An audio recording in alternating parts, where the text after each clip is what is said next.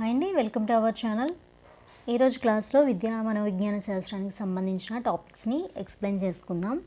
Topic వచ్చేసి భారతదేశం విద్యా చరిత్ర అనే టాపిక్లో విద్యా రకాలు టైప్స్ ఆఫ్ ఎడ్యుకేషన్ అనే టాపిక్ని ఆల్రెడీ ప్రీవియస్ క్లాస్లో మనం ఎక్స్ప్లెయిన్ చేసుకున్నాం అన్నమాట కొన్ని టాపిక్స్ని. సో దాంట్లో ఏంటంటే విద్యా రకాల్లో నియత విద్య వరకు మనం ఎక్స్ప్లెయిన్ చేసుకోవటం జరిగింది. ఈ విద్యా రకాలు ఏంటంటే ఫస్ట్ది నియత విద్య, రెండవది అనీత విద్య, తర్వాత యాదృచ్ఛిక విద్య అనేవి ఉంటాయన్నమాట.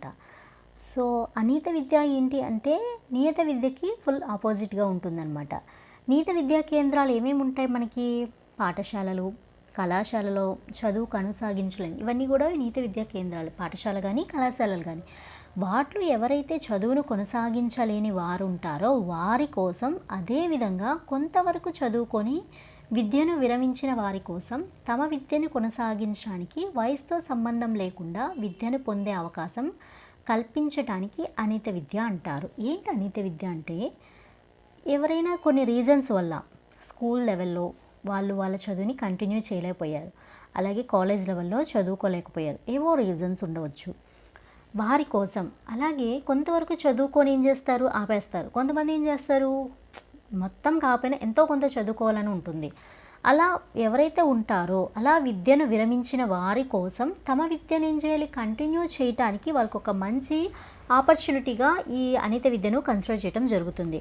ఏజ్తో సంబంధం ఉండదన్నమాట. అనీత విద్యకి ఏంటంటే ఏజ్తో సంబంధం. అదే నియత విద్యకి అయితే పర్టికులర్ ఏజ్ గ్రూప్ వాళ్ళు పర్టికులర్ క్లాస్లో ఆర్ పర్టికులర్ ఇయర్లో ఉండాలి అని ఒక ఉంటుందన్నమాట. కానీ ఈ అనీత విద్యలో అలా ఏమి ఉండదన్నమాట. ఏ ఏజ్ గ్రూప్ వాళ్ళైనా వాళ్ళు విద్యని కొనసాగించవచ్చు అనమాట. వయసుతో సంబంధం లేకుండా విద్యను పొందే అవకాశాన్ని కల్పించడాన్ని ఏమంటారు, అనీత విద్య అంటారనమాట. పాఠశాలలో ప్రవేశం లేని, పాఠ్య ప్రణాళిక, విద్యా సమయం, బోధన, అభ్యసన, బోధనా కాలపరిమితి, వయోపరిమితిలో విద్యార్థులకు అనువుగా ఉండటం కోసం నియమ నిబంధనలతో కూడిన సడలింపులు ఉంటాయి. ఇక్కడ వీళ్ళకి ఏంటి, స్కూల్స్లో వాళ్ళకి ప్రవేశం లేదు, వాళ్ళకి చదువుకోవాలని ఉంది, టైం ఉంది, అన్నీ ఉన్నాయి. కానీ వాళ్ళు ఏం చేస్తారు, ఏదో రీజన్స్ వల్ల స్కూల్లో ఏం చేశారు, ఆ చదువుని ఆపేశారు. ఇప్పుడు వెళ్ళి నేను చదువుకుంటానంటే అక్కడ ఏమవుతుంది, వాళ్ళకి పాఠశాలలో ప్రవేశం లేదు. అలా కొంతమంది ఉంటారు.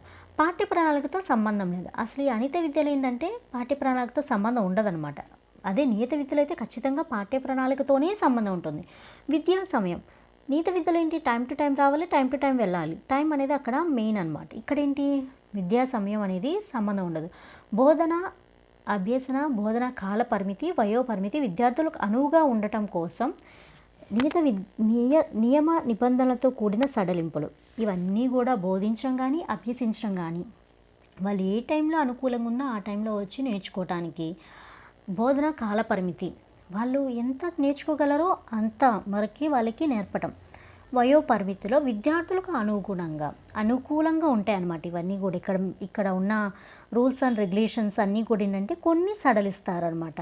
వేటిని సడలిస్తారు, ఏవైతే నీత విద్యా విధానంలో ఉన్నాయో వాటన్నిటిని ఇటువంటి గ్రూప్ ఆఫ్ పీపుల్స్ ఎవరైతే ఉన్నారో వాళ్ళకి విద్యను అందించడం కోసం ఏంటంటే సడలిస్తారనమాట. అనువుగా ఉండటానికి వయోపరిమితిలో విద్యార్థులకు, అంటే కాలపరిమితి వయోపరిమితిలో విద్యార్థులకు అనువుగా ఉండటం కోసం కొన్ని సడలింపులతో కూడిన ఎడ్యుకేషన్ అనేది అందించడం జరుగుతుంది. విద్య అందరికీ అందుబాటులో ఉంటుంది. ఇక్కడ ఏంటంటే ఏ ఏజ్ గ్రూప్ వాళ్ళైనా వచ్చి చదువుకోవచ్చు, అందరికీ కూడా ఇది అందుబాటులో ఉంటుంది. జీవన భృతికై వృత్తిలో నిమగ్నమైన వారు, కొంతమంది ఏంటి జీవన భృతి కోసం కానీ వాళ్ళని చూసుకునే వాళ్ళు ఎవరూ లేకపోతే ఇంకా కొన్ని కారణాల వల్ల ఏం చేస్తారు, ఏదో ఒక పనిలో నిమగ్నం అయిపోతారు. కానీ వాళ్ళు చదువుకోవాలని ఉంటుంది. అనీత విద్యను పొందటానికి అనువుగా ఉంటుంది. ముఖ్యంగా మన దేశంలో చూసుకుంటే ఏంటంటే ఈ తరహా విద్యా విధానం ఎక్కువ ప్రాధాన్యత. ఏ తరహా, అనీత విద్య. ఎందుకంటే మన దేశంలో ఎక్కువగా చదువుకోవాలి అని ఎక్కువగా వాళ్ళకి ఏంటంటే ఆసక్తి ఉంటుంది. ఏదో ఒక టైంలో చదువుకోవాలనే వాళ్ళు కొంచెం ఎక్కువగా ఉంటారు. అంటే కొంతమంది ఎర్లీ మ్యారేజెస్ చేసుకునే వాళ్ళు ఉంటారు కదా, వాళ్ళు కూడా ఏం చేస్తారు, వాళ్ళ పాఠశాల వల్ల కొంతమందికి మ్యారేజెస్ అయిపోతాయి, కొంతమందికి కాలేజ్ చదువుతుండగానే మ్యారేజ్ అయిపోతుంది. ఇలా కొన్ని రీజన్స్ ఉంటాయి. వాటి వల్ల ఏమవుతారు, వాళ్ళు మళ్ళీ చదువుకోవాలనుకుంటారు కదా, వాళ్ళకి ఇది యూజ్ అవుతుంది. ఇటువంటి ఎక్కువ అంటే ఇండియా అంటే ఎర్లీ మ్యారేజెస్ అన్న ఒక ఇది ఉంటుంది కదా. సో అటువంటి వారికి కానీ ఇంకా కొన్ని రీజన్స్ కూడా చాలా ఉంటాయి అన్నమాట వాళ్ళకి. ఈ విధానం అనేది ఎక్కువ ప్రాధాన్యత ఉంటుంది. దూర విద్యా కేంద్రాలు, పోస్టల్ ట్యూషన్స్, పరిచయ తరగతులు, వేసవి తరగతులు, టీవీ రేడియో కార్యక్రమాలు, ఓపెన్ యూనివర్సిటీ, ఓపెన్ స్కూల్స్, రాత్రి పాఠశాలలు, వయోజన విద్యా కేంద్రాలు మొదలైనవి వీటికి ఎగ్జాంపుల్స్ అనమాట. సో ఇవన్నీ మనకు తెలిసిందే. పోస్టల్ ట్యూషన్స్ అన్న, విద్యా కేంద్రాలు, అంటే పరిచయ తరగతులు కూడా మనకు తెలిసినవే. వేసవికాలం సమ్మర్లో పెడతారు. అలాగే టీవీల ద్వారా కూడా వీళ్ళు ఈ అనిత విద్యని వాళ్ళు పొందవచ్చు. రేడియో ఈ రోజుల్లో లేవు కానీ అప్పట్లో ఉండే అనమాట. ఓపెన్ స్కూల్స్ కానీ, నైట్ స్కూల్స్ కానీ, వయోజన విద్యా కేంద్రాలు, ఇవన్నీ కూడా ఏంటంటే అనిత విద్య. ఇప్పుడు మనం చెప్పుకున్నాం కదా, ఈ గ్రూప్ ఆఫ్ పీపుల్స్ అనేవాళ్ళు చదువుకోవటం కోసం, వాళ్ళ యొక్క అవైలబిలిటీ కోసం, వాళ్ళ కోసం పెట్టిన విద్యా విధానం అనమాట. థర్డ్ వన్ వచ్చేసి యాదృచ్ఛిక విద్య. ఇదేంటంటే పేర్లోనే ఉంది, యాదృచ్ఛిక విద్య. ఇక్కడ ఏంటంటే కుటుంబం, మన చుట్టూ నెంబర్ ఆఫ్ పీపుల్స్ ఉంటారు, రకరకాల మెంటాలిటీ వాళ్ళు ఉంటారు, రకరకాల పర్సన్స్ ఉంటారు కదా, వాళ్ళ నుంచి నేర్చుకోవటం అనమాట. అది మంచి అయినా చెడైనా మ్యాక్సిమం మంచి నేర్చుకుంటారు. వ్యక్తి కుటుంబంలోనూ సంఘంలోనూ ఆయా నిర్ణయాలకు అనుగుణంగా జీవిస్తూ తనకు తెలియకుండానే సహజ పద్ధతుల్లోనూ అనుభవాల ద్వారా తన ప్రవర్తన సరిదిద్దుకునే విద్యను యాదృచ్ఛిక విద్య అంటారు. వ్యక్తి కుటుంబంలో, మన ఫ్యామిలీలో ఆర్ ఎవరి ఫ్యామిలీ చూసుకున్నా అందరూ ఒకేలాగా ఉండరు. కొంతమంది మంచోళ్ళు ఉంటాయి, కొంతమంది చెడ్డోళ్ళు ఉంటారు. సో ఈ చెడ్డోళ్ళు ఏం చేయొచ్చు అంటే, ఈ చెడ్డోళ్ళు అంటే అలా కాదండి, కొంచెం చెడు ప్రవర్తన ఉన్న వాళ్ళు ఉంటారు కదా, వీళ్ళు ఏంటంటే వాళ్ళ నుంచి కొంచెం ఏం చేయొచ్చు, ఎడ్యుకేట్ అవుతారు, ఇలా ఉండొచ్చు, ఇలా ఉండకూడదు అని. అలాగే సంఘంలో, సొసైటీలో కానీ అలా ఆయా నిర్ణయాలకు అనుగుణంగా, అంటే సొసైటీలో ఉంటున్నారు అంటే కొన్ని నియమ నిబంధనలు ఉంటాయి, వాటికి అనుగుణంగా ఏం చేయాలి, జీవిస్తున్నప్పుడు ఏం చేస్తున్నారు, తమకు తెలియకుండా, వాళ్ళకి తెలియదు, వాళ్ళు చేంజెస్ అవుతున్నారు, కొంచెం ఎడ్యుకేట్ అవుతున్నారు అని యాదృచ్ఛికంగా జరిగిపోతుంది ఇదంతా. న్యాచురల్ మెథడ్స్లో ఏంటి, అనుభవాల ద్వారా. ఏంటంటే ఇప్పుడు ఒక వ్యక్తి నుంచి మనకు ఒక నెగిటివిటీ అనేది కలిగింది అంటే అలా ఉండకూడదు ఆ వ్యక్తిలాగా అనేది ఆటోమేటిక్గా ఏమవుతుంది, తినలో మార్పు వస్తుంది చూసిన వాళ్ళలో. అలా కొంతమంది ఏంటి, ఏదైనా కూడా అలా జరుగుతుంది. పాజిటివ్ నెగిటివ్ అనేది తర్వాత విషయం. అదేంటంటే సహజ పద్ధతులలో అనుభవాల ద్వారా తన ప్రవర్తన సరిదిద్దుకునే విద్య అనమాట ఇది. అంటే మంచిగా సరిదిద్దుకునే విద్య అనమాట. ప్రవర్తన మార్పు అని కూడా మనం ఇక్కడ చెప్పుకోవచ్చు.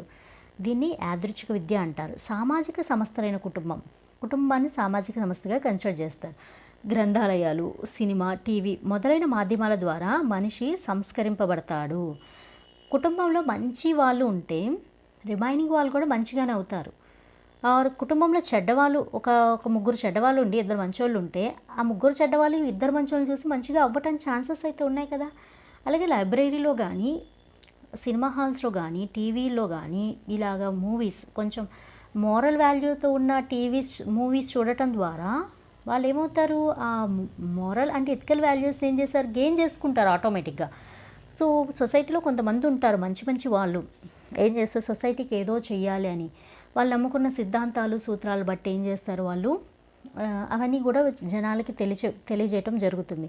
వాళ్ళ వల్ల కూడా ఏంటంటే ఈ చెడు లక్షణాలు, చెడు ప్రవర్తన ఎవరికైతే ఉందో వాళ్ళు ఏం చేయాలి, చూసి నేర్చుకొని వాళ్ళు సంస్కరించుకోవాలన్నమాట. ఇలా జరిగే ప్రాసెస్ని యాదృచ్ఛిక విద్య అంటారు. ఇలా వాళ్ళంతటా వాళ్ళు మారుతున్నారు అనేది ఎవరికీ తెలీదు. బట్ వాళ్ళు మారినాక వాళ్ళు వచ్చిన బిహేవియర్ చేంజెస్ ఏవైతే ఉన్నాయో దాని ఎఫెక్ట్ ఆ ఫ్యామిలీ మీద పడుతుంది, సొసైటీ మీద పడుతుంది, అందరి మీద పడుతుంది. అంటే ఇది పాజిటివ్గా చెప్పడం జరుగుతుంది అనమాట. అలాగే నెగిటివ్ కూడా ఉంటుంది, బట్ నెగిటివ్ గురించి మనకొద్దు, పాజిటివ్గా చెప్పుకుందాం. సో ఇదన్నమాట యాదృచ్ఛిక విద్య అనేది. ఇవి విద్యా రకాలు. ఒకటి నియత విద్య, రెండోది అనియత విద్య, మూడోది యాదృచ్ఛిక విద్య. ఇంకొకటి ఉందండి, ఇంకొక క్లాసిఫికేషన్ వచ్చేసేసి ఏంటంటే మరొక వర్గీకరణ సామాన్య విద్య, ప్రత్యేక విద్య. ఇంకోటి వచ్చేసి సామాన్య విద్య అలాగే ప్రత్యేక విద్య. ఏంటి సామాన్య విద్య, ప్రత్యేక విద్య అంటే, సామాన్య విద్య అలాగే ప్రత్యేక విద్య.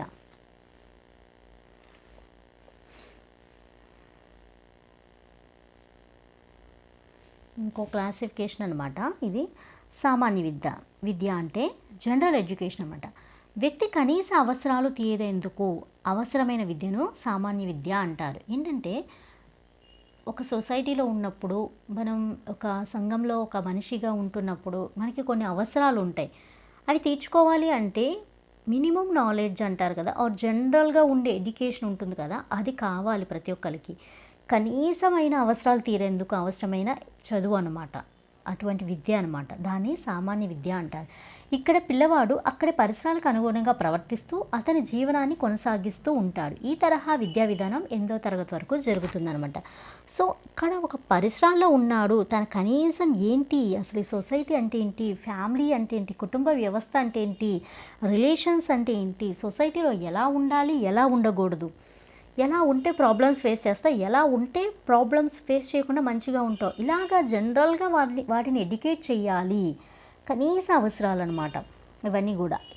ఇలాంటి ఏంటంటే అక్కడ పరిసరాలకు అనుగుణంగా, అంటే తన చుట్టుపక్కల ఉన్న పరిసరాలు కానివ్వండి, తన కుటుంబంలో ఉన్న పరిస్థితులు కానివ్వండి, అలాగా తను ఎక్కడైతే ఉంటున్నాడో అక్కడ వాటన్నింటిలో, స్కూల్లో కానివ్వండి, వాటికి అనుగుణంగా తను ఏం చేయాలి, ప్రవర్తిస్తూ అతని జీవితాన్ని కొనసాగించడానికి కావాల్సిన విద్య మొత్తం కూడా వాడు నేర్చుకోవటం జరుగుతుంది ఒక స్టూడెంట్ అన్నమాట.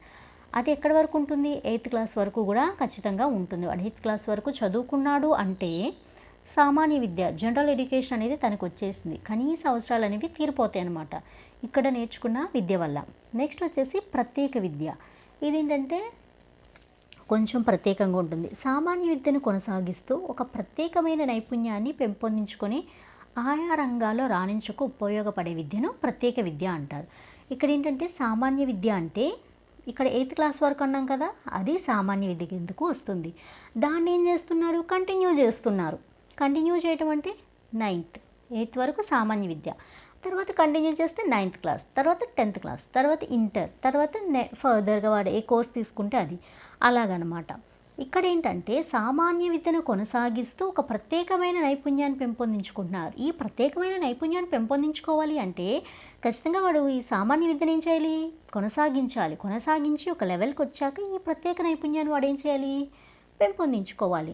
ఆయా రంగాల్లో రాణించకు ఉపయోగపడే విద్యను ప్రత్యేక విద్య అంటారు. అంటే పర్టిక్యులర్ రంగాలు ఉంటాయా అంటే ఖచ్చితంగా మనకు ఉంటాయి కదా సొసైటీలో. అయితే ఈ తరహా విద్య ఏంటంటే మెడికల్ మరియు ఇంజనీరింగ్ కళాశాలలో లభ్యమవుతుంది. సో వాడు మెడికల్ స్టూడెంట్ అవ్వాలన్నా, ఒక డాక్టర్ అవ్వాలన్నా తను ఏం కంటిన్యూ చేయాలి, అక్కడ సామాన్య విద్యను కంటిన్యూ చేయాలి. అంటే 8th క్లాస్ తర్వాత వాడు 9th క్లాస్కి వెళ్ళాలి, 10th క్లాస్కి వెళ్ళాలి, ఇంటర్ చదవాలి. తర్వాత ఇంటర్లో వాడు తీసుకునే గ్రూప్ని బట్టి వాడు డాక్టర్ అవుతారా లేదా ఇంజనీర్ అవుతారా, ఇలాగా దానికి సంబంధించిన ఒక నైపుణ్యాన్ని, స్కిల్స్ని అనేవాడు నేర్చుకోవాల్సి ఉంటుంది. సో ఈ స్కిల్స్ అనేవి వాడు నేర్చుకోవాలి అంటే ఖచ్చితంగా ఈ సామాన్య విద్యను వాడు కంటిన్యూ చేసి దెన్ అక్కడ అందిన నాలెడ్జ్ని, అక్కడ నేర్చుకున్న విద్యను బేస్ చేసుకొని ఈ తరహా నైపుణ్యాలు పెంపొందించడానికి వానికి అవకాశం అనేది ఉంటుంది. ఇటువంటి దానిని ప్రత్యేక విద్య అంటారు. సో వాడు ఒక మెడికల్ ఫీల్డ్లో రాణించడానికి కానీ, ఆర్ ఇంజనీర్గా స్థిరపడటానికి కానీ ఇంకా ఫర్దర్గా చాలా ఉంటాయి. వాడు ఏదైతే ఆసక్తి ఉందో, వాడు ఏదైతే రంగాల్లో రాణించాలనుకున్నాడో దానికి యూజ్ అయ్యే విద్యనే ప్రత్యేక విద్య అంటారు. ఈ తరహా విద్య ఏంటండి, మెడికల్ ఇంజనీరింగ్ కళాశాలలో లభ్యమవుతుందన్నమాట. ఇది ఖర్చుతో కూడుకున్న విద్య అవటం చేత అందరికీ అందుబాటులో రాదు. మెడికల్ ఆర్ ఇంజనీరింగ్ అంటే చాలా అవుతుంది కదా, సో అందరూ ఏంటంటే ఆ చదువుని అందుకోలేరు, అంటే ఈ ప్రత్యేక విద్యను అందరూ కూడా పొందలేరు అని ఇక్కడ చెప్పడం జరుగుతుందన్నమాట. ఇంకొక క్లాసిఫికేషన్ ఉంది, అదేంటంటే ప్రత్యక్ష విద్య, పరోక్ష విద్య. సో ఇప్పటికి మనం ఎన్ని రకాలు చెప్పుకున్నాం, 3 టైప్స్ చెప్పుకున్నాం విద్యా రకాల్లో. ఫస్ట్ వచ్చేసి నియత విద్య, అనీత విద్య, అలాగే యాదృచ్ఛిక విద్య, అది ఒక రకం. తర్వాత వచ్చేసేసి సామాన్య విద్య, ప్రత్యేక విద్య. సామాన్య విద్య అంటే 8th క్లాస్ వరకు మాత్రమే, అంటే కనీస అవసరాలు తీర్చే విద్య. ప్రత్యేక విద్య ఏంటి, ఈ సామాన్య విద్యను కొనసాగిస్తూ నెక్స్ట్ ఏం చేస్తున్నారు, వాడు ఏదైనా స్కిల్ నేర్చుకొని ఆ పర్టికులర్ ఫీల్డ్లో వాడు ఏం చేయాలి, రాణించడానికి కావాల్సిన స్కిల్స్ నేర్చుకోవటానికి యూజ్ అయ్యే విద్య అన్నమాట. ఇంకోటి ఏంటి, ప్రత్యక్ష విద్య, పరోక్ష విద్య. ఇప్పుడు మనం చెప్పుకునేది 3rd టైప్ అన్నమాట, ప్రత్యక్ష విద్య. ప్రత్యక్ష విద్య అంటే నియత విద్య. ప్రత్యక్ష విద్యలో ఎలాంటి అవకాశాలు ఉంటాయో ఇక్కడ కూడా అదే విధమైన విద్యా అవకాశాలు ఉంటాయి. ఇక్కడ ప్రత్యక్ష విద్యలో ఎలాంటి అవకాశాలు అంటే నియత విద్యలో అనమాట. ఇక్కడ ప్రత్యక్ష విద్య అంటే ఏమీ కాదు, నియత విద్య అనమాట. నియత విద్యలోనే కదా ప్రత్యక్షంగా ఏదైనా నేర్చుకుంటారు పిల్లలు, డైరెక్ట్గా అందుతుంది ఎడ్యుకేషన్ అనేది అక్కడ. సో ప్రత్యక్ష విద్య అన్న నియత విద్య అన్న ఒకటే. ప్రత్యక్ష విద్య అంటే నియత విద్య అనమాట. ప్రత్యక్ష విద్యలో అన్నారు కానీ ఇక్కడ యాక్చువల్గా ప్రత్యక్ష విద్యలో కాదు, నియత విద్యలో ఎలాంటి అవకాశాలు ఉంటాయో అదే విధమైన విద్యా అవకాశాలు కూడా ఇక్కడ ఉంటాయి. అంటే నియత విద్యలో ఎలాంటి అవకాశాలు ఉంటాయో, నియత విద్యలో ఎటువంటి కోర్సెస్ ఉంటాయో, నియత విద్యలో ఎటువంటి రూల్స్ అండ్ రెగ్యులేషన్స్ ఉంటాయో, అదేవిధంగా ప్రత్యక్ష విద్యలో కూడా ఏముంటాయండి, రూల్స్ అండ్ రెగ్యులేషన్స్ ఖచ్చితంగా ఉంటాయి. అట్ ద సేమ్ టైం విద్యా అవకాశాలు కూడా అలాగే ఉంటాయి. నెక్స్ట్ వన్ వచ్చేసి పరోక్ష విద్య. అనియత యాదృచ్ఛిక విద్యా విధానంలో జరిగే పద్ధతిలో పరోక్ష విద్యలో జరుగుతుంది. సో అనియత విద్య ఉంది కదా, ఇండైరెక్ట్గా వాళ్ళకి అన్నీ కూడా అందుతున్నాయి. అనియతంగా యాదృచ్ఛికంగా వాళ్ళంతా వాళ్ళు ఏమవుతున్నారు, ఎడ్యుకేట్ అవుతున్నారు. ఏంటి, కొంతమంది ఫ్యామిలీలో ఉన్న కొంతమందిని చూసి, అలాగే సినిమా హాల్స్, గ్రంథాలయాలు, మూవీస్ ద్వారా అదన్నీ కూడా ఏంటి, వాళ్ళు డైరెక్ట్గా వచ్చేసి వాళ్ళని ఎడ్యుకేట్ చేయట్లేదు. అవునా, ఇలా ఉండాలి అలా ఉండాలని ఏం చెప్పట్లా. వాళ్ళకేమి డైరెక్ట్గా మోరల్ వాల్యూస్, ఎథికల్ వాల్యూస్ ఎవరూ నేర్పించట్లేదు. వాళ్ళు ఏం చేస్తున్నారు, సొసైటీలో ఉన్న మెంబర్స్ని బట్టి, ఫ్యామిలీ మెంబర్స్ని బట్టి వాళ్ళు ఎడ్యుకేట్ అవుతున్నారు. ఆటోమేటిక్గా వాళ్ళలో బిహేవియర్ చేంజెస్ అనేవి ఆటోమేటిక్గా వస్తున్నాయి. కాబట్టి ఇటువంటి ఎడ్యుకేషన్ ఏంటంటే ఇండైరెక్ట్ ఎడ్యుకేషన్ అంటారు. సో ఇదన్నీ కూడా ఎలా జరుగుతుందంటే, అనియత విద్య ఆర్ యాదృచ్ఛిక విద్య ఏది ఉందో ఆ విద్యా విధానంలో ఎటువంటి ప్రాసెస్ అయితే ఉంటుందో వాటిని పరోక్ష విద్యలో కూడా జరుగుతుంది. వీటి రెండింటికి పెద్ద వేరియేషన్ అయితే లేవు. ఇది ఇంకో క్లాసిఫికేషన్ అయితే మెన్షన్ చేశారు కానీ, బట్ అక్కడ ఏదైతే జరుగుతుందో యాజ్ ఇట్ ఈజ్కి ఇక్కడ కూడా అదే జరుగుతుంది. ప్రత్యక్ష విద్య అంటే నథింగ్ బట్ నియత విద్య, పరోక్ష విద్య అంటే అనియత విద్య. అలాగే యాదృచ్ఛిక విద్యలో ఎటువంటి ప్రాసెస్ జరుగుతుందో అవే ఇక్కడ జరుగుతాయి అన్నమాట. బట్ వీటి నుంచి కొంచెం వేరుగా ఉండేది సామాన్య విద్య, అలాగే ప్రత్యేక విద్య. ప్రత్యక్ష విద్య అంటే డైరెక్ట్ నియత. ప్రత్యేక విద్య అంటే ఏంటంటే సామాన్య విద్య 8th క్లాస్ తర్వాత కంటిన్యూ చేసి వాళ్ళకి ఏదైతే ఇంట్రెస్ట్ ఉందో దాని రిలేటెడ్ స్కిల్స్ నేర్చుకొని అక్కడ రాణించే విద్య ఏంటి, ఇది ప్రత్యేక విద్య. ప్రత్యక్ష, ప్రత్యేక. ఓకేనా. నెక్స్ట్ వన్ ఇంకొక క్లాసిఫికేషన్ ఉందండి, ఇది కూడా చూద్దాం. వ్యక్తిగత విద్య. ఆధునిక మనస్తత్వవేత్తలు అంటే ఇప్పుడు మోడర్న్ సైకాలజిస్టులు ఉంటారు కదా, వాళ్ళ దృష్టిలో వ్యక్తిగత విద్య అనేది విద్యార్థి యొక్క వ్యక్తిగత తారతమ్యాలను బట్టి ఒక ప్రత్యేక బోధనా పద్ధతి ద్వారా మానసిక వైకల్యాలను అధిగమించడానికి ఇచ్చే తర్ఫీదు. సో దీని గురించి ఏంటంటే మనం నెక్స్ట్ క్లాస్లో ఎక్స్ప్లెయిన్ చేసుకుందాం. Thank you.